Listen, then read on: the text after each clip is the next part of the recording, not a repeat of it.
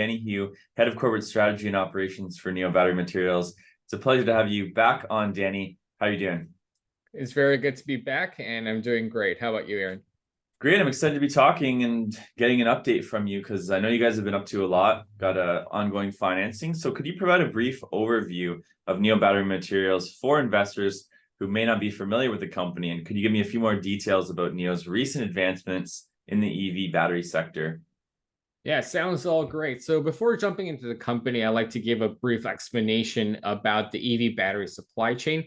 Might be very new to some people, but first we have the mining and the minerals processing, and that gets passed down to the battery materials processing supply chain, and then to the battery cell manufacturers. And many people think that directly the battery metals like lithium, nickel, cobalt can be directly put into the battery cells, but that's not the case. But they have to go through one more step of processing to become cathode anode materials, which I will touch later on, and then they are passed on to the battery cell manufacturers. So Neo Battery Materials is currently operating within the battery materials processing supply chain area, in which we are developing a unique solution called silicon anode materials to increase the EV driving range by more than 20% by increasing the battery capacity, enabling ultra-fast charging, and cutting down battery costs all at the same time. And currently today, within the lithium-ion battery, 4 core battery materials exist. And as I said, this is the cathode, which involves lithium, nickel, cobalt, manganese,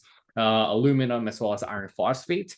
And for the anode material, the only available material right now is graphite, and the other two are the separator as well as the electrolyte. And today, as I said, the only anode material available is graphite, but this is the major cause of problems such as slow charging times as well as a short driving range from a limited battery capacity. So right now within the industry, they found a new material that can be a catch-all solution to make up the deficiencies of graphite, and this is silicon, because by using silicon within the lithium-ion battery today, we can enable ultra-fast charging, store 10 times more capacity compared to graphite theoretically, and cut down costs if it's processed correctly. So in the near horizon, silicon is the sole available solution that can increase the driving range as well as enabling ultra-fast charging. And as a result, the global silicon anode market faces the highest growth rate among all kinds of battery materials, in which from 2022, growing from just 400 million USD in the global market size,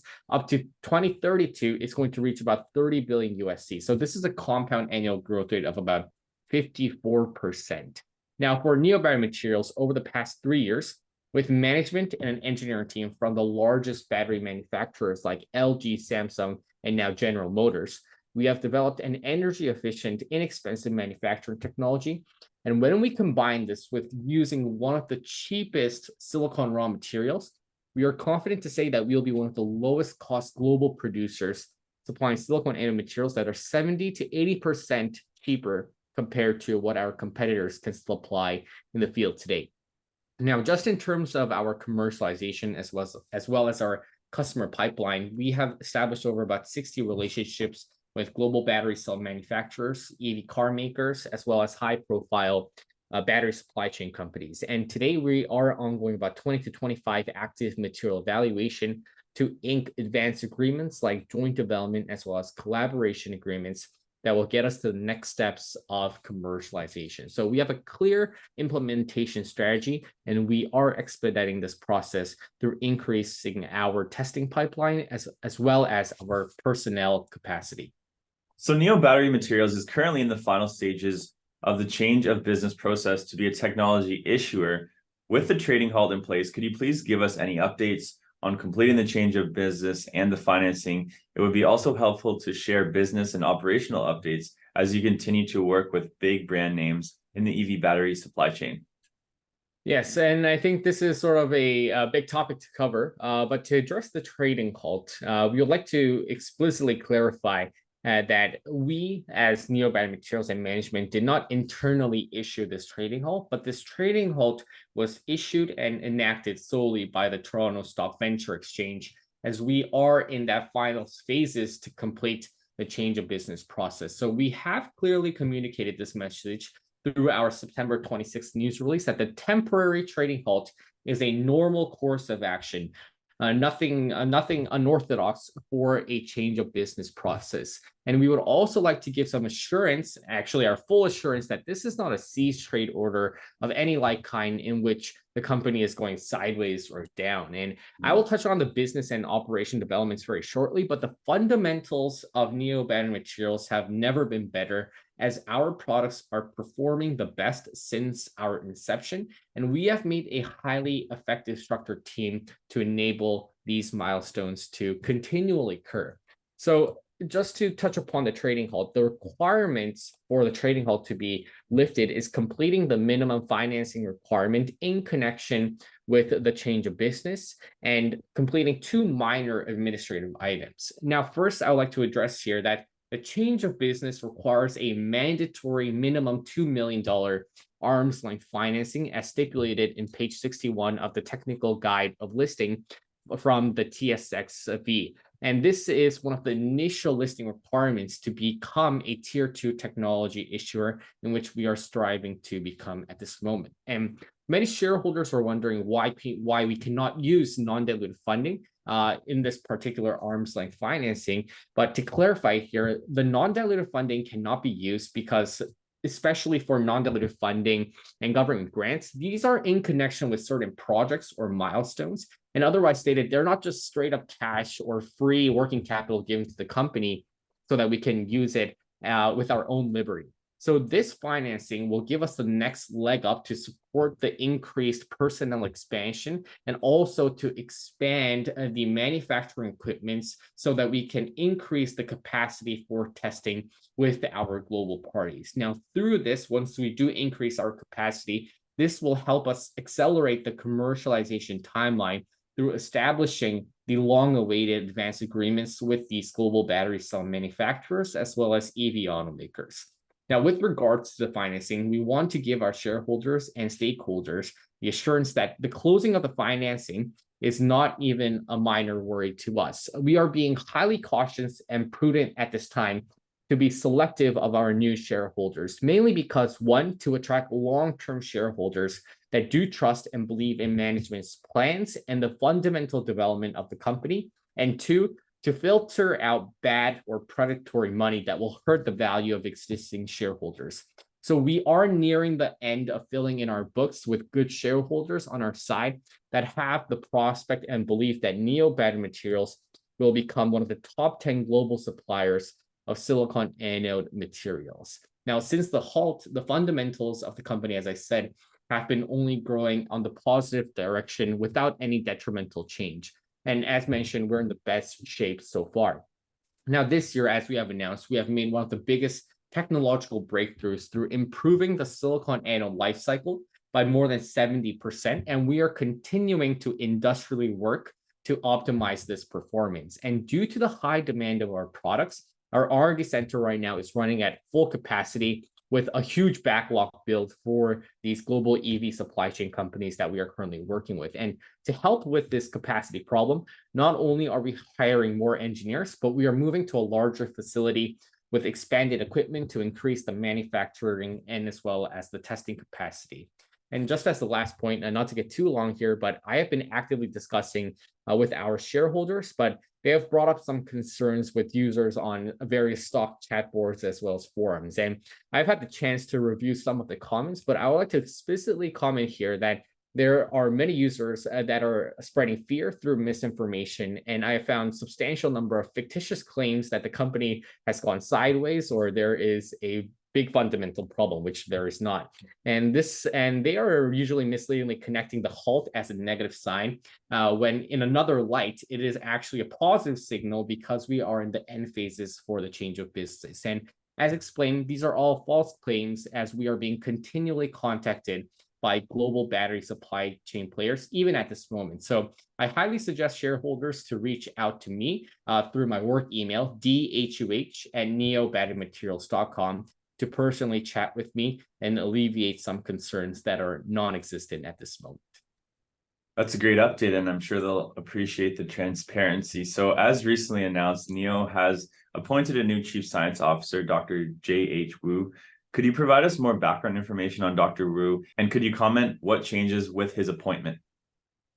Yes, so Dr. J.H. Rue has indeed been appointed as our new Chief Science Officer, and our former CSO, Dr. Bassett Swain, is still with the company, but he's rather focusing on special projects in which recycling is his expertise, as well as green manufacturing practices. So Dr. Wu has had deep experience in the EV battery industry, in which he has worked at General Motors Global R&D Center as a scientific battery research engineer for a period of almost 3 years. And that was located in Warren, Ohio, in which the current Ultium Cells Gigafactory is constructed. So that's the joint venture between LG Energy Solution as well as GM. And more to this, Dr. Wu graduated from the University of Colorado Boulder in mechanical engineering, and he is an expert specializing in battery materials development and optimization, especially in the manufacturing of silicon anode materials for high energy batteries for long range EVs. Now, he has also had deep research experience with regards to solid state batteries. And through his brilliant mind and high impact research, a major battery materials NASDAQ company has licensed his patent related to solid state batteries. And Dr. Wu has been receiving royalties from this company since 2018. And we would like to comment that it is a rarity to find Dr. Wu in this kind of space and economy.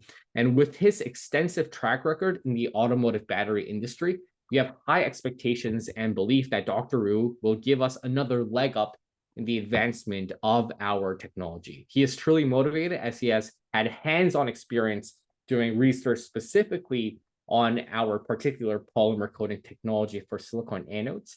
And more to this, I would like to comment on our R&D engineering team, emphasizing that over the past 3 years, all of our technological breakthroughs have been driven by our internal R&D team, and the additional patents filed are solely under the company's name.